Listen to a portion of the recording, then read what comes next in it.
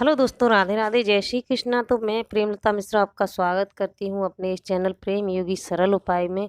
तो दोस्तों, आज हम जानेंगे कि बुद्ध पूर्णिमा कब है और आने वाली है, तो क्या उपाय है, क्या पूजा विधि है और कथा कैसे है। तो आज इसके बारे में हम जानेंगे। तो दोस्तों, जानने से पहले वीडियो को लाइक एंड सब्सक्राइब ज़रूर कर लेना, ताकि मैं अच्छी अच्छी वीडियो आपके लिए लेकर के आऊँ। तो दोस्तों, जानते हैं, चलिए। हिंदू धर्म में हर माह के शुक्ल पक्ष की पूर्णिमा हर महीने का आखिरी दिन होता है। अभी वैशाख महीना चल रहा है। 5 मई 2023 को वैशाख पूर्णिमा है। इस दिन बौद्ध धर्म के संस्थापक भगवान गौतम बुद्ध का जन्मोत्सव भी मनाया जाता है। इसे बुद्ध पूर्णिमा और बुद्ध जयंती भी कहते हैं। पुराणों में बुद्ध को भगवान विष्णु का 9वां अवतार बताया गया है।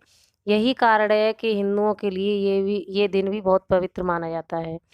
संयोग से इस बार बुद्ध पूर्णिमा को साल का पहला चंद्र ग्रहण भी लग रहा है। इससे इसका महत्व और अधिक बढ़ जाता है। और बुद्ध पूर्णिमा का पर्व भारत में ही नहीं बल्कि विदेशों में धूमधाम से भी मनाया जाता है। तो आइए जानते हैं बुद्ध पूर्णिमा का मुहूर्त और महत्व और पूजा विधि और कथा के बारे में।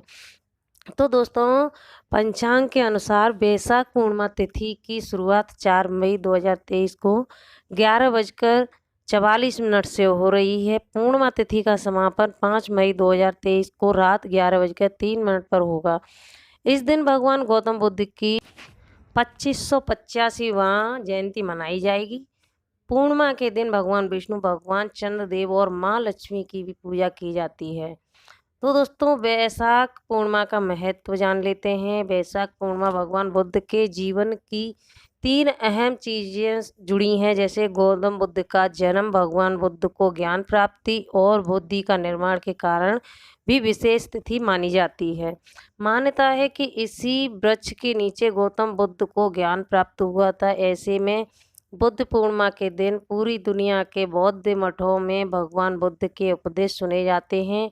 उनकी सभी अनुयायी उनकी शिक्षाओं को याद करते हैं और उनकी पूजा अर्चना करते हैं। भगवान बुद्ध ने हमेशा लोगों को सत्य और अहिंसा के मार्ग पर चलने की प्रेरणा दी थी। कहते हैं कि अगर बुद्ध पूर्णिमा के दिन जल से भरा कलश और पकवान दान किए जाएं तो गोदान करने के समान पुण्य प्राप्त होता है। तो जानते हैं इसकी पूजा विधि किस प्रकार है। बुद्ध पूर्णिमा के दिन बिहार के बोध गया में बोधि वृक्ष की पूजा की जाती है। वास्तव में यह एक पीपल का पेड़ है। इस दिन इसकी जड़ों में दूध और इत्र डाला जाता है और दीपक जलाए जाते हैं। वहीं कई लोग अपने अपने क्षेत्र में पीपल की पूजा करते हैं। बुद्ध पूर्णिमा के दिन घर में भगवान सत्यनारायण की कथा भी कराई जा सकती है और उसके बाद 5 या 7 ब्राह्मणों को मीठे तिल का दान करें या भोजन कराएं। तो दोस्तों, कथा सुन लेते हैं हम। पौराणिक ग्रंथों के अनुसार द्वापर युग में भगवान श्री कृष्ण के परम मित्र और भक्त सुदामा बेहद गरीब थे।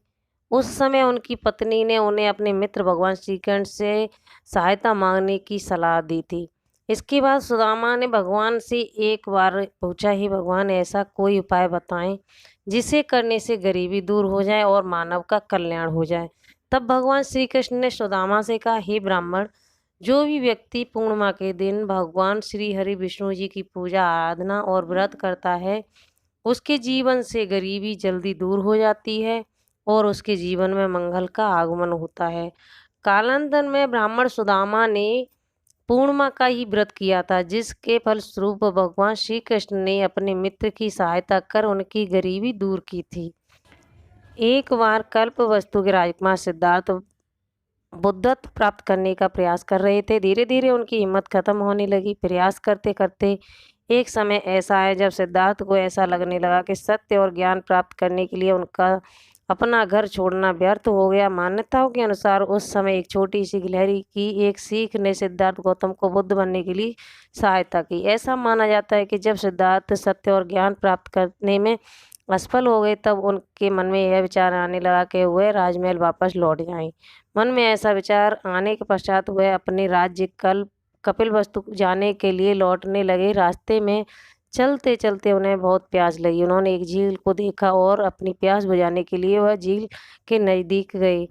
झील के निकट जाकर वे उन्होंने वह एक गिलहरी को देखा। छोटी सी गिलहरी पानी पीने के लिए बार बार झील में जाती है और अपनी पूंछ से उसमें डुबोकर वापस रेत पर झटक देती। यह देखकर सिद्धार्थ के मन में यह सवाल उत्पन्न हुआ कि नन्ही सी गिलहरी क्या कर रही है। उन्हें ऐसा लगा कि शायद वह गिलहरी झील को सुखाने की कोशिश कर रही है, पर इस तरह गिलहरी का प्रयास कभी भी सफल नहीं हो पाया। तभी उन्हें ऐसा महसूस हुआ कि गिलहरी उनसे कुछ कहने की कोशिश कर रही है। सिद्धार्थ को ऐसा लगा जैसे गिलहरी उनके कह रही है कि यदि कोई व्यक्ति अपने मन में किसी कार्य को करने की ठान ले और उस पर अटल रहे तो वह कार्य सफल हो जाता है।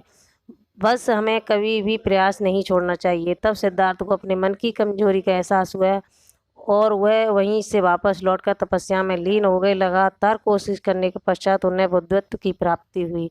तो दोस्तों ये थी बुद्ध भगवान की कहानी। तो दोस्तों अच्छी लगी हो तो वीडियो को लाइक एंड सब्सक्राइब जरूर कर देना। तो दोस्तों राधे राधे, जय श्री कृष्णा।